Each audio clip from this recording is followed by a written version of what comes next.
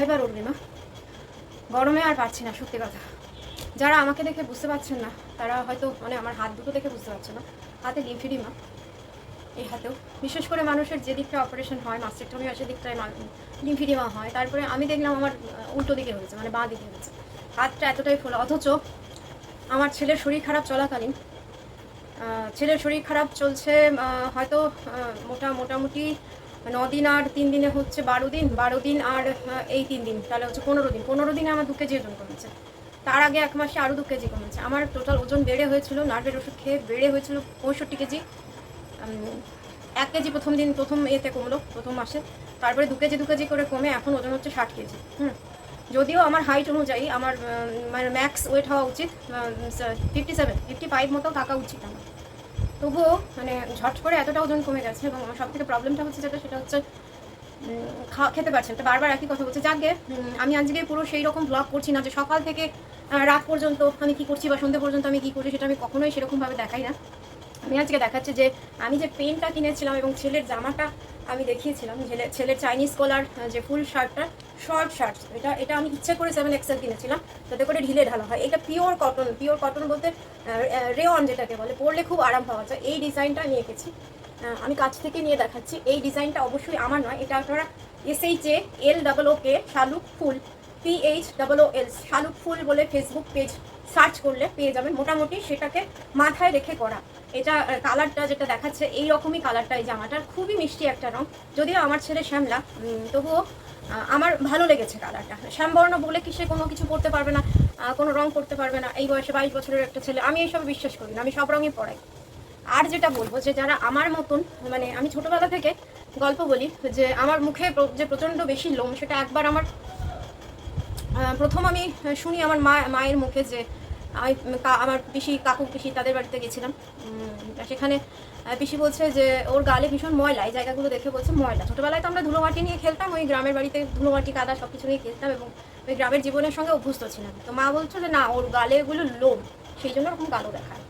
তো তখন যে বয়সটা ছিল সেই বয়সে সেটা নিয়ে মাথা ঘামানোর মতো কোনো ব্যাপার ছিল না। তারপরে যখন আমি ক্লাস 9-10-এ পড়ি, তখন 9-10-এ পড়ি, একটি মেয়ে অন্য স্কুল থেকে, মানে সিস্টার নিবেদিতা বলে যে স্কুলটি এখন রামকৃষ্ণ মিশনের যে ইংলিশ মিডিয়ামটা আছে, তখন সেটা ক্লাস 8 পর্যন্ত ছিল। তা 9-এ ওই মেয়েটি সোনালি বলে ও এসে ভর্তি হয় আমাদের সেকশনে, আমাদের স্কুলে, আমাদের সেকশনে ভর্তি হয়। ও হঠাৎ করে একদিন নোটিস করে আমাকে বলেই ফেলে, মানে খুব আশ্চর্য হয় যে ও আমাকে বলে, অরুণিমা তোর গালে কি লোম? আমি না তখন বা জাস্ট কি উত্তর দেবো ভেবে না পেয়ে আমি বলি যে তুই নিবি? ও বলে না রে। তো তখন থেকে আমি ভীষণ কনসার্ন হয়ে যাই যে আমার মুখে প্রচণ্ড ব্রণ এবং সেটা দেখতে বাজে লাগে। আমি দেখতে ভালো নই, আমার চোপা মানে এই যে চেকবোন উঁচু, নাক বোচা, সেটার জন্য আমি ভীষণই আমি দেখতে ভালো নই এবং আমি কালো, আরও কালো ছিলাম, মানে প্রচুর কালো ছিলাম তখন। তারপরে তো হোম বাউন্ড লাইফ হয়ে যাওয়ার জন্য স্কিন টোনটা একটুখানি ইয়ে হয়েছে, আর ক্যামেরার জন্য আর একটুখানি ফর্সা দেখায়, এই আর কি। তো না কি না করেছে সেটা বলার কথা নয়, মানে মসুর ডাল বেটে সেটা ঘষে পরিষ্কার লোমগুলো টেনে ছেঁড়া মতো সেসবও করেছি কলেজে পড়াকালীন। একবার সেই তখন অ্যান্ড ফ্রেঞ্চ পাওয়া যেত, যেটা ভিটের মাস্তুতো ভাই আর কি।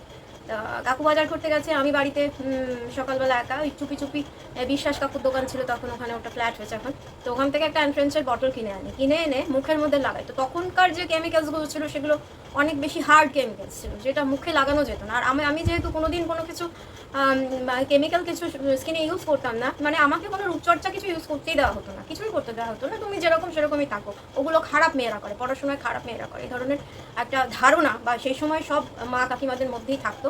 এবং যারা সাজুগুজু করে, স্কিনের পরিচর্যা করে, তারা খারাপ মেয়ে, এই ধরনের একটা মানসিকতা আমাদের মায়েদের, জেঠিমাদের, কাকিমাদের মধ্যে ছিল।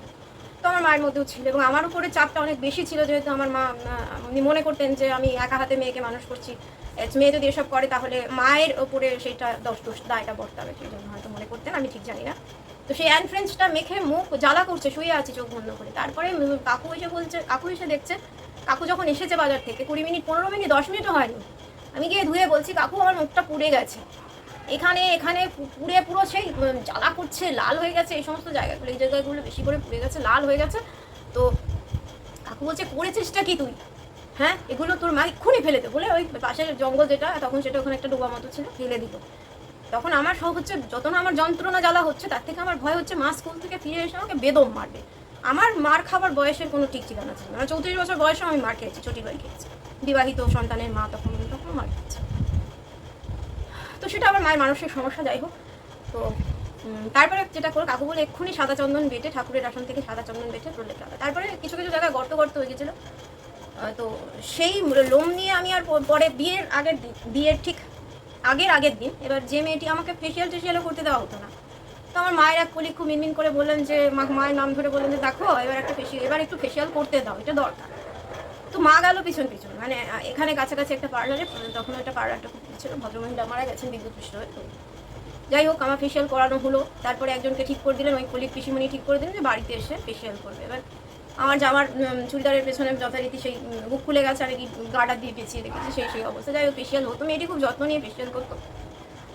আমাকে বিয়ের পর আগের দিন বললো যে দিদি তোমার মুখে এত হেয়ার, তোমাকে আমি থ্রেডিং করে দিই। এবার থ্রেডিং করার যে কায়দা করতে হয় চামড়া টেনে ধরতে হয়, সেসবগুলো সেও আমাকে বলেনি, আমি তো জানতামই না। পুরো মুখে সেই বড় বড় গোটা উঠে গেল ব্রণের মতো, এবং রস কাটতে থাকলো, সারা মুখে চ্যাপ করছে, চিটচিট করছে।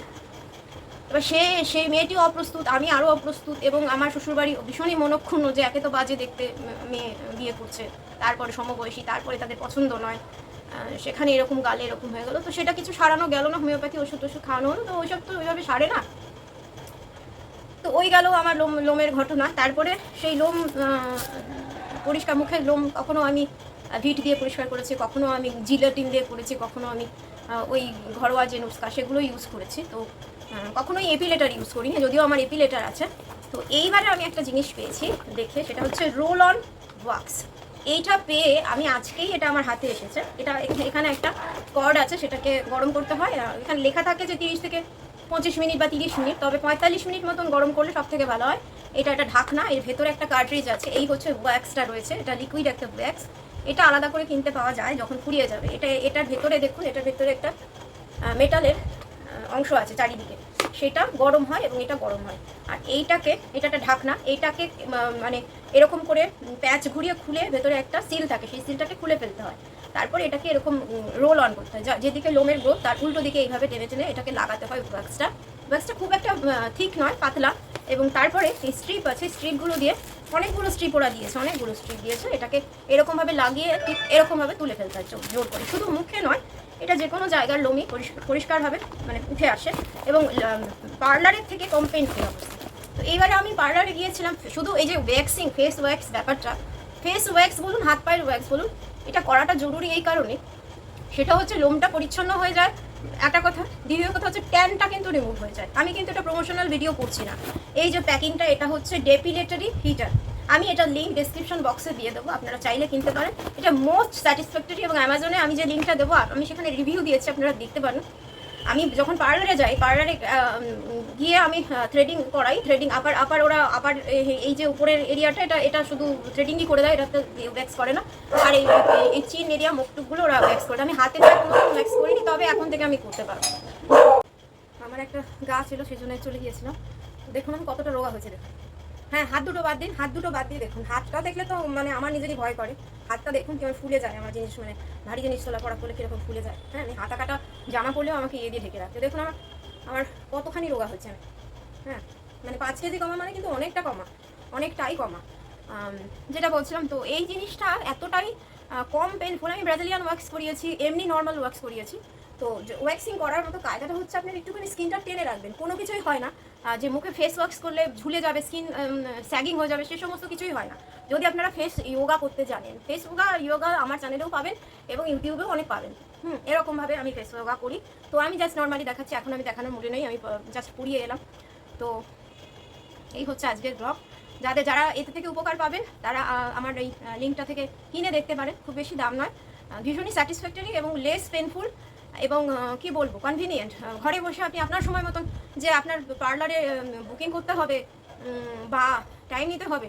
আর আমার সব থেকে রাগ হয়েছে, এটা আমি বিশেষ করে সিদ্ধান্তটা তখনই নিয়েছি যে আমি 15 দিন আগে বা 1 মাস আগে ফেস ওয়্যাক্স করিয়ে এসেছি, তখন একই লোক আমাকে, মানে একই মহিলা আমাকে বলেছে 250 টাকা। এবার পরের দিন গেলাম, নিল, চোখাচোখি হলো, হ্যাঁ তুই জানিস না 300 350 টাকা 350 টাকা। আমার খুব গায়ে লাগে। আমার ভীষণ পয়সা রোজগার করতে, আমার পয়সা রোজগার প্রায় নেই, এবং রোজগার করতে যেটুকু রোজগার করি সেটুকু প্রচণ্ড কষ্ট করে রোজগার করতে হয়। হ্যাঁ, তবে ওই কিছুটা নিজের ভালো লাগার জন্য, নিজেকে ভালো রাখার জন্য আমি এগুলো করি। আমি তো ক্লিনিক্যাল ডিপ্রেশনের রুগী, এবং এতটাই লেভেলটা বেশি, মেজর ডিপ্রেশন। যে আমার নিজেকে ভালো রাখার জন্য বিভিন্ন কিছু হয় গাছ লাগাচ্ছি, নয় আমি একটা কিছু ক্রিয়েটিভ কিছু করছি, নয় নিজেকে ভালো দেখানোর জন্য যে কোনো কিছু কাউকে দেখাচ্ছি না, শুধু নিজের ভালো লাগার জন্যই করছি। এগুলো আমি করি আর কি।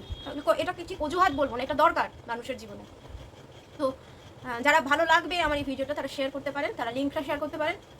আর যারা নতুন যারা সাবস্ক্রাইব করেছেন তাদেরকে অনেক ধন্যবাদ। আর যারা সাবস্ক্রাইব না করে দেখছেন তাদেরকে বলবো, করজোরে অনুরোধ করবো, প্লিজ সাবস্ক্রাইব করুন। আমি নতুন নতুন অনেক কিছু নিয়ে আসবো। এবং ভালো লাগলে লাইক কমেন্ট শেয়ার করবেন। ভালো থাকুন সকলে। গরমে বেশি করে জল খান, সুতির জিনিসপত্র পরুন, রোদে বেরোবেন না। নিহাত বেরোতে হলে যে সবাইকেই যে বাড়িতে বসে থাকতে হবে তা তো নয়, যেমন আমাকেই দেখতে সময় রোদে বেরোতে হয়েছে এবং বেরোতে হয় শনি রবিবার দিন। উইকডেজেও এবার হয়তো বেরোতে হবে, কারণ আমি 3 দিন ক্লাস করতে যেতে পারিনি, সে সময় আমাকে ক্লাস করতে যেতে হবে। তো গা সমস্ত ঢাকা দিয়ে একেবারে বেরোবেন এবং সঙ্গে পর্যাপ্ত পরিমাণে জল রাখবেন, নুন চিনির জল রাখবেন, ডাবের জল রাখতে পারেন, ওআরএস রাখতে পারেন। আমি ওআরএস ক্যারি করি। ভালো থাকুন সকলে, সুস্থ থাকুন, বয়স্ক এবং শিশুদের খেয়াল রাখুন, আর নিজেদেরকেও ভালো রাখুন। হ্যাঁ, খুব ভোরবেলা উঠে রান্না সেরে গরমটা যাতে করা যায়। যাদের কুলার আছে তারা রান্নাঘরে কুলার নিয়ে যেতে পারেন। আমার এসি কুলার কোনোটাই কিছুই নেই, আপাতত নেই। একটা এসি আছে, সেটা কাজ করে না, আমি কানেকশন কেটে দিয়েছি। আরেকটা এসি কেনার কথা চিন্তা করছি, কারণ আমার ছেলেকে রাখতে ঠান্ডা জায়গায় রাখতে বলছেন। এসি থাকা জরুরি হয়ে পড়ছে, আমার জন্যও তাই, কারণ আমার সোডিয়াম পটাশিয়াম কমে যাচ্ছে। তো যাই হোক, আবার দেখা হচ্ছে আগামী কোনো ব্লগে, আবার নতুন কিছু নিয়ে। আমার গাছপালাকে নিয়ে দেখাবো। গাছগুলো বড্ড কষ্টে আছে ভাই, ভীষণ কষ্টে আছে, রোদ্রে ঝাঁঝা পোড়া হয়ে যাচ্ছে। তাদের জন্য শেডের ব্যবস্থা করার দরকার। ছাদে শেড নেই, রোদ্রে ঝাঁঝা পোড়া হয়ে যাচ্ছে। যে মাটিতে নিচে নামিয়ে রাখবো, সেখানেও কুকুরে নষ্ট করে দেয় বা মিলিবাগ ধরে নেয়, সেই জন্য সেসব করতেও ভয় লাগে। তো আজকের মতো টাটা, আসি। ভালো থাকবেন সকলে।